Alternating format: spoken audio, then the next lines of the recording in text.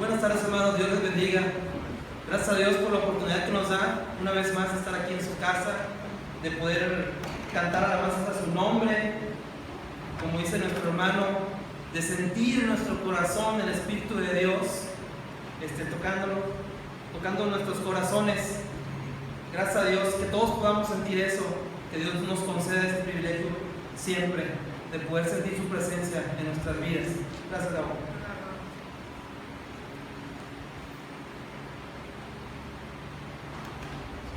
Para poder ver. Le doy gracias a Dios la oportunidad que me da de poder compartir su palabra una vez más con ustedes. Le doy gracias también al pastor Teodoro, quien tenía a su cargo la predicación. Sin embargo, ya desde un tiempo me pidió que pudiera apoyarlo, puesto que él le correspondió como una tarea del presbiterio, poder asistir a la reunión de la Asamblea General, que empieza, si no me equivoco, el día de mañana en Ciudad Valles, San Luis Potosí. Entonces estemos orando por la vida de nuestro pastor, oremos por las decisiones que se van a tomar ahí en la Asamblea General, que el Señor pues mueva los corazones de los pastores, de los hermanos que están ahí representando a las iglesias, a los presbiterios, a los sínodos de nuestra Iglesia Nacional Presbiteriana, para que todas las decisiones que se tomen sean para la gloria de nuestro Dios, para el engrandecimiento de su obra en nuestro país y a donde el Señor nos quiera enviar a servirle. Vamos a hablar el día de hoy acerca de vidas irreprensibles. Y algunos podríamos preguntarnos, porque ya leímos el pasaje de 1 Timoteo 3, del 1 al 7, pues es un mensaje que va dirigido a los ancianos, ¿verdad? Dice, si alguno anhela obispado, buena cosa esa, está dirigido a los obispos, o a los ancianos, o a los pastores. Entonces, los demás salen solando. Pero vamos a ver ahorita por qué podemos, o por qué es necesario que todos escuchemos sobre este mensaje y cómo podemos aplicarlo en nuestra vida. Vamos a pedirle a Dios la dirección, que sea su Espíritu Santo quien hable a nuestros corazones en esta tarde. Señor Todopoderoso, gracias te damos porque estamos en tu casa, porque nos disponemos ahora a escuchar tu palabra. Te rogamos, Señor, que tú hables a nuestro corazón, que tú hables a través de mis labios, Señor, y que tu palabra toque los corazones de mis hermanos y traiga el mensaje que su alma necesita, que su vida necesita, Señor, lo que tú quieres de cada uno de ellos. Te lo pedimos en el nombre de Cristo Jesús, nuestro Salvador. Amén. Dice, bueno, ser líder de la iglesia es definitivamente un gran privilegio, pero más que un privilegio es también una gran responsabilidad, porque la iglesia pertenece al Dios viviente, al Dios todopoderoso, al creador del cielo y de la tierra, de todo lo que existe. Los líderes de la iglesia no deberían ser elegidos por su popularidad o porque les caen bien a todos. Tampoco los líderes de la iglesia deben de reñir o pelear por llegar a ocupar un puesto de liderazgo, sino que deberán ser elegidos por la iglesia porque representan la verdad, porque respetan la verdad, tanto en lo que creen como en la forma en la que viven.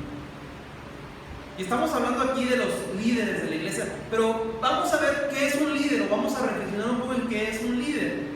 De acuerdo a lo que entendemos por líder, es aquella persona que está al frente, que va un paso adelante del resto de las demás personas, tratando de abrir camino, tratando de guiarlos, tratando de ser un modelo, un ejemplo a seguir hacia todos los que vienen detrás.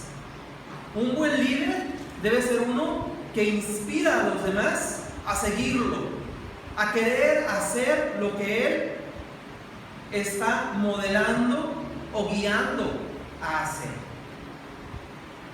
No significa que solamente los líderes van a trabajar o que solamente los líderes van a hacer lo que dice la palabra que deben hacer, sino que toda la iglesia debemos de seguir ese camino. quién es nuestro camino? ¿Quién es nuestra meta? ¿Hacia dónde nos dirigimos? ¿A dónde queremos llegar?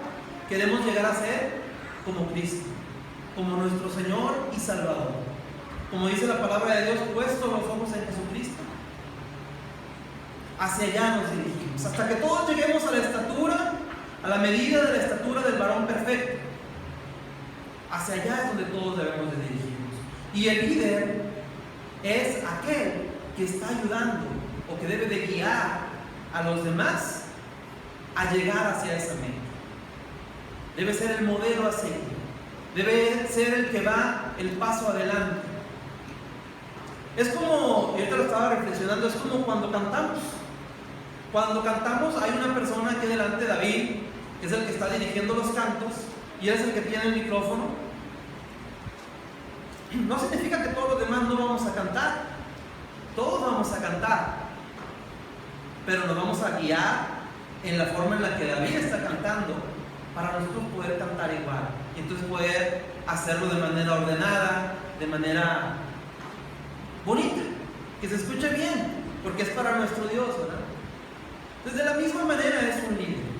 Un líder está al frente y debe de ser un ejemplo, debe ser una guía para los demás, pero todos los demás también nos dirigimos hacia ese mismo camino.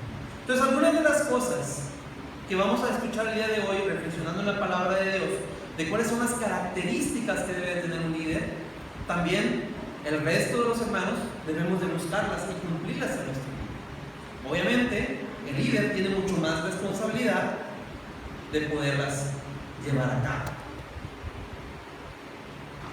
Vamos a ver acerca del cargo de ministro u obispo. Y vamos a ver primero los primeros 3 versículos de este pasaje que estamos leyendo. Dice el versículo 1: si alguno anhela obispado, buena obra desea. El desear un lugar de servicio responsable en el pueblo de Dios es una ambición noble, algo que debemos de buscar como siervos, como cristianos, como hijos de Dios, como parte del pueblo de Dios. Debemos buscar poder ser obispos, poder ser ancianos, poder ser guías de nuestros hermanos. Es algo bueno, es algo noble. La palabra obispo puede referirse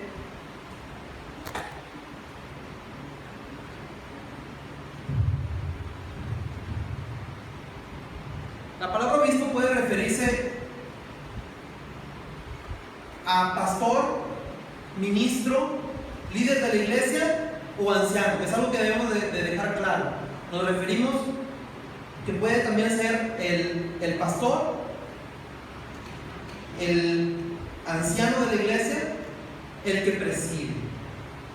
Es bueno querer ser un líder espiritual, pero hay que tomar en cuenta y hay que estar conscientes de que las normas son muy elevadas, puesto que la palabra de Dios así lo establece. Todos los creyentes, aunque no sean líderes de la iglesia, deberán aplicar a sus vidas estas responsabilidades, lo que les decía ahorita. Todos vamos a cantar y cumplirlas, porque es correcto y es verdadero. El versículo 2 dice: pero es necesario, es bueno, ya vimos en el primero, es bueno anhelar el obispado. Dice: pero es necesario que el obispo sea, y empieza con una larga lista de características, de cualidades con las que debe de contar un líder, un obispo: irreprensible, marido de una sola mujer, sobrio, prudente, decoroso, hospedador, apto para enseñar. Y bueno, irreprensible. ¿Qué podríamos decir acerca de esta característica que nos marca el apóstol Pablo para los obispos? Que sean unas personas sin defectos de carácter, con una reputación inmaculada, que no se le pueda señalar, que no se le pueda decir que ha actuado mal, que no tenga faltas o errores, que sea intachable, porque Dios es misericordioso para con el hombre, pero dice aquí: pero la iglesia no sabe perdonar a sus ministros, lamentablemente, ¿no? Lamentablemente.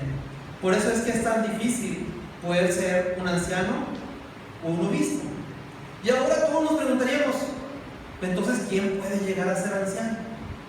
¿Quién puede realmente ocupar o tener el calificativo de irreprensible? Pues yo creo que en nuestras propias fuerzas, ninguno de nosotros. Porque la misma palabra de Dios lo dice: no hay justo ni aun uno, no hay quien haga el bien. Todos se descarriaron, todos somos pecadores delante de nuestro Dios. Sin embargo, Dios así nos amó en nuestra condición de pecado, y una vez que nos ha amado y que nos ha hecho parte de su pueblo, Él nos da la capacidad para vivir conforme a su voluntad. Y entonces, a quienes estamos buscando aquí no es aquellos que nunca han fallado, sino aquellos que ya han sido transformados por el amor de Cristo en su vida, y que entonces han cambiado su estilo de vida y ya no se conducen de la manera en la que se conducían anteriormente. Luego nos vamos a la siguiente palabra: marido de una sola mujer. Bueno, aquí se refiere obviamente al que el líder de la iglesia debe de ser marido de una sola mujer. Es una advertencia contra la poligamia, que al parecer en aquel tiempo pues era más común, o era muy común. Lo podemos ver en lo que escuchábamos en el Antiguo Testamento, y al parecer todavía en el tiempo del apóstol Pablo era común. Por eso el apóstol Pablo ve necesario mencionar que debe ser un marido de una sola mujer. Era un problema serio para la iglesia primitiva. Un obispo debe dar ejemplo de estricta moralidad. Luego seguimos con la palabra sobrio. Y cuando hablamos de sobrio, pues pensamos obviamente en sobriedad, el no estar borracho, el no estar bajo los influjos del alcohol. Pero a lo mejor no necesariamente eso, porque más adelante también viene no dado al alcohol o no dado al vino, ¿verdad? Sino la forma en la que nos comportamos también. La forma en la que nos comportamos, que debe ser de manera sobria, prudente, decoroso. Y bueno, ¿qué podríamos decir de prudente? Pues la manera de hablar, la manera de dirigirnos hacia las demás personas. Eso debe ser con prudencia, poder entender cómo está la situación, poder entender cuáles pueden ser las consecuencias de nuestras palabras o de nuestros hechos, y actuar de manera prudente, de manera cautelosa. No significa quedarnos callados y no decir nada, porque como hijos de Dios, y más como líderes de su iglesia, tenemos la responsabilidad de proclamar la voluntad de Dios, de decir y de señalar el pecado, pero debemos hacerlo siempre con prudencia, decoroso. La forma en la que nos vemos, la forma en la que actuamos, debe de ser con decoro. Todas esas palabras describen una vida cristiana que dice debe ser ordenada, modesta y de disciplina propia. Luego también tenemos la palabra hospedador, que al parecer es algo que como que ya no se usa mucho, ¿verdad? Ahora es cada vez más difícil, sí, porque nuestras casas pues ya no tienen los espacios que teníamos antes en las casas como para hospedar a alguien. Sin embargo, la Biblia lo dice, y tendremos que seguir practicando la hospitalidad, ser hospedadores, amantes de lo bueno, que nos guste hacer la voluntad de Dios. Todo lo que es bueno, todo lo que es de buen nombre, dice la palabra de Dios, en eso pensé. Pues no todos los pastores se ocupaban. El otro es apto para enseñar. Apto para enseñar es otra característica que menciona la palabra de Dios, necesaria para quienes ocupan un cargo de liderazgo. Y damos gracias a Dios porque Dios se ha manifestado grandemente en nuestra iglesia. Yo creo que hay que reconocerlo. A lo largo de los años ha permitido que existan líderes, que existan ancianos en nuestra iglesia con muchas capacidades, con diferentes habilidades y dones que Dios les ha dado y que los han puesto al servicio de la iglesia.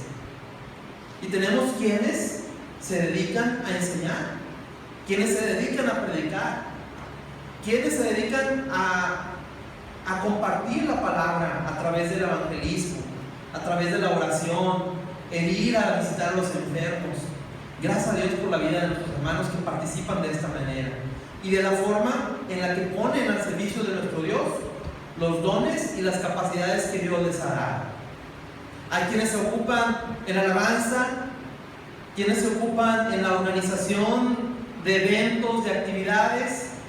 Gracias a Dios porque Él es bueno y porque nos ha permitido como iglesia contar con hermanos con estas características.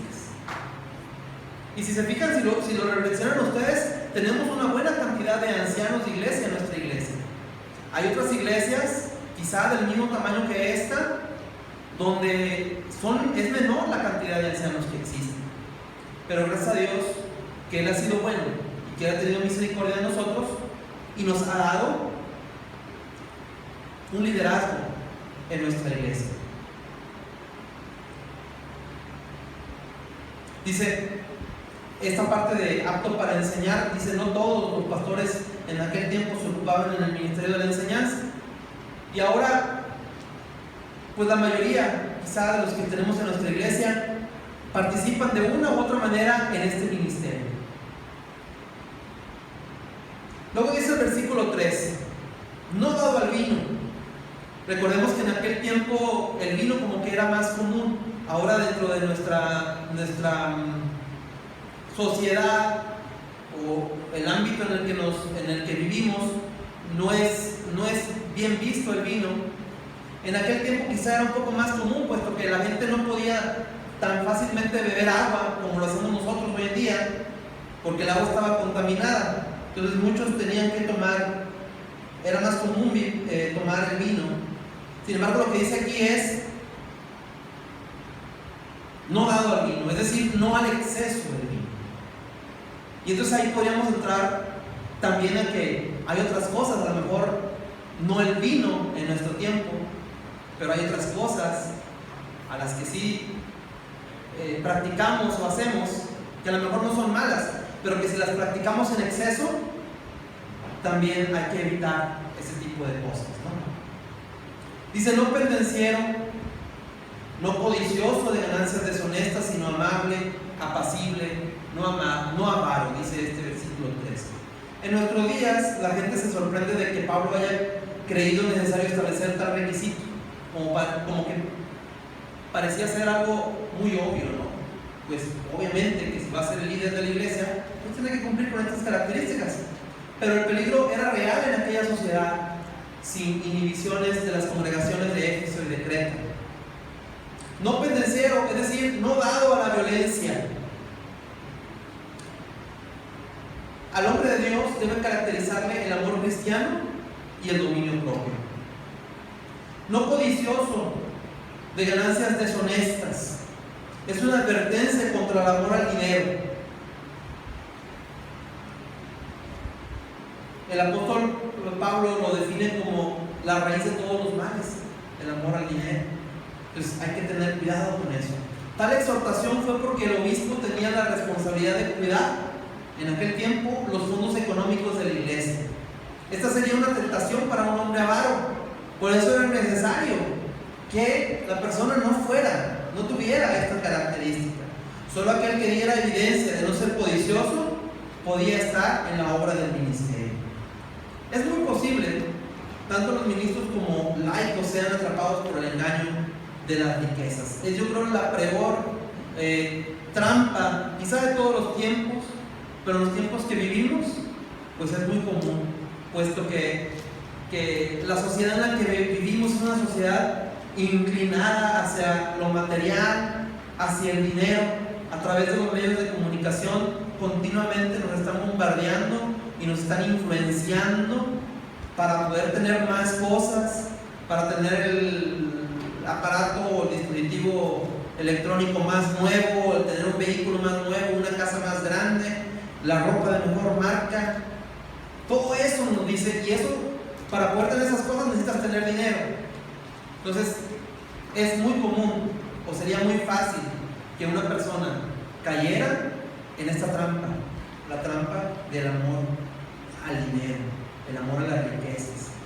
Por eso es que la advertencia de Pablo es tan importante contra ese deseo dominante por el dinero.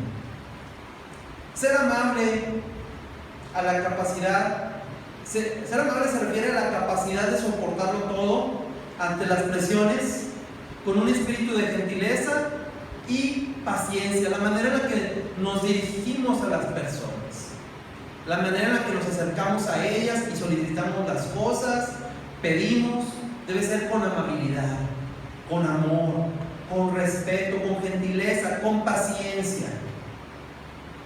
Dice también ahí ya nos vamos a los versículos del 4 al 5, y ahora vamos a hablar de los requisitos familiares, los requisitos que establece la palabra de Dios para los obispos. Dice que gobierne bien su casa, que tenga a sus hijos en sujeción con toda honestidad, pues el que no sabe gobernar su propia casa, ¿cómo cuidará de la iglesia de Dios? El candidato a ministro debería ser un hombre casado y de edad madura. La disciplina paternal descuidada le eliminaba de inmediato como apto para gobernar la iglesia. Esta es una de las normas más difíciles de cumplir, pero muy importante. Es fácil ocuparse en salvar a los hijos de otros hasta el grado de perder el control de los propios. Entonces, como ancianos, como líderes de la iglesia, siempre debemos ser muy cuidadosos de nuestra propia familia y no permitir que, por ejemplo, o no excusarnos en que porque estamos ocupados en las actividades y en las responsabilidades de la iglesia, descuidar a nuestra propia familia y no darles la guía y el cuidado que ellos requieren.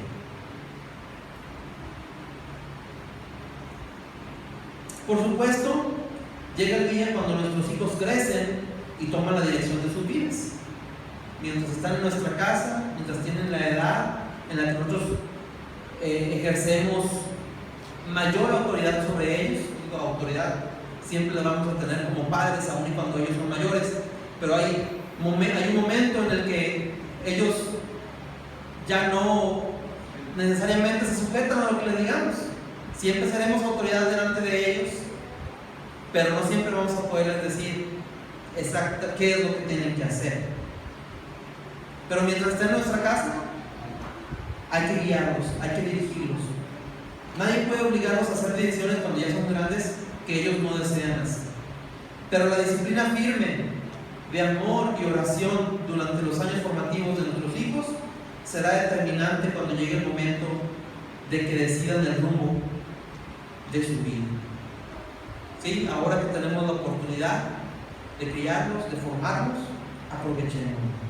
De ahí la insistencia de Pablo de que el ministro debe de gobernar bien su casa.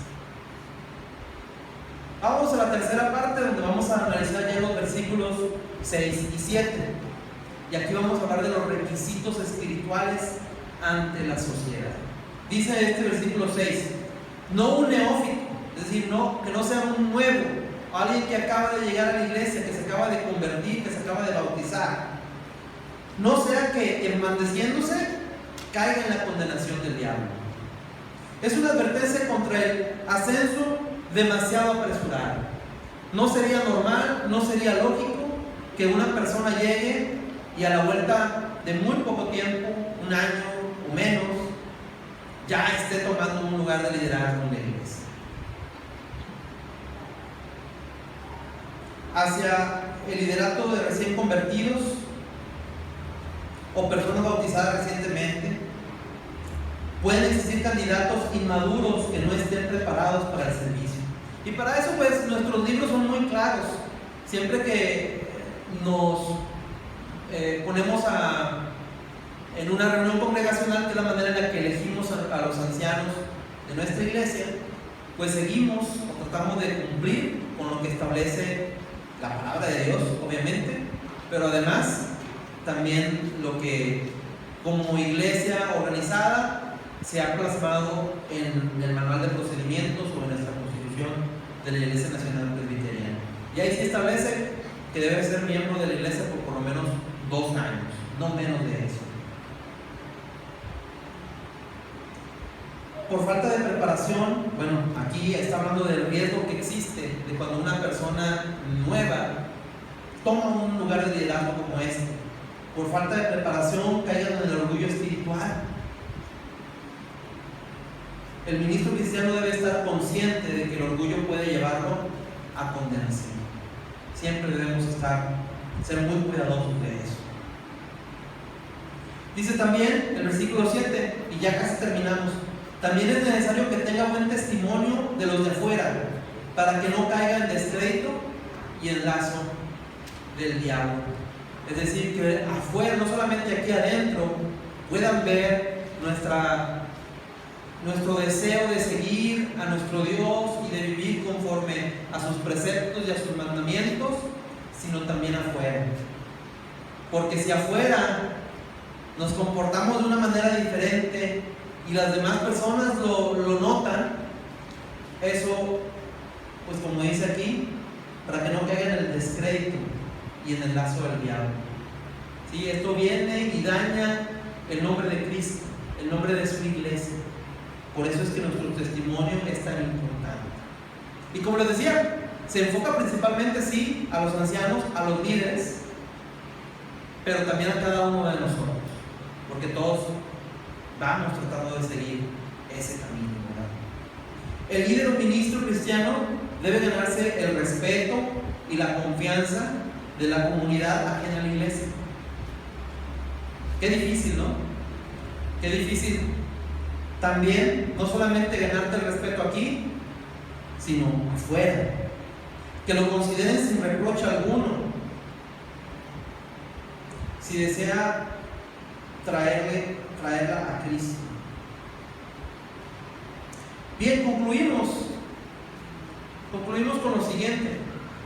Para estimular a todos los ministros fieles, tenemos la gracia de la promesa de Cristo, que nos dice en Mateo 28:20: he aquí, yo estoy con vosotros todos los días hasta el fin del mundo. Porque después de haber escuchado todo esto, pues podría parecer, pues está muy difícil poder cumplir con eso, desmotivante. Pero tenemos la confianza de que Dios ha derramado su amor y su espíritu en nosotros, en nuestra vida, para que nosotros podamos cumplirlo. ¿Qué hacer? Porque el resto de la iglesia puede decir, pues es que los ancianos pues no cumplen con todo lo que dice aquí, ¿verdad? ¿Qué debemos hacer? Señalarlos y vamos a agarrar una lista y decir, bueno, fulano de tal sí, fulano de tal no, y este sí tiene una, pero el otro no. Yo creo que no, sino que en el amor de Cristo debemos ponernos en nuestras oraciones y pedirle a Dios que Él siga manifestando su gracia en los líderes de nuestra iglesia, que siga enviando obreros a su iglesia y que levante líderes fuertes que cumplan con los requisitos que señala su palabra. Y a nosotros como ancianos, obviamente recordarlos una y otra vez para dirigirnos y para vivir conforme a lo que la palabra de Dios establece. Él equipará a sus ministros para su obra y los hará pasar en medio de las dificultades con consuelo y recompensará su fidelidad. Que el Señor les bendiga.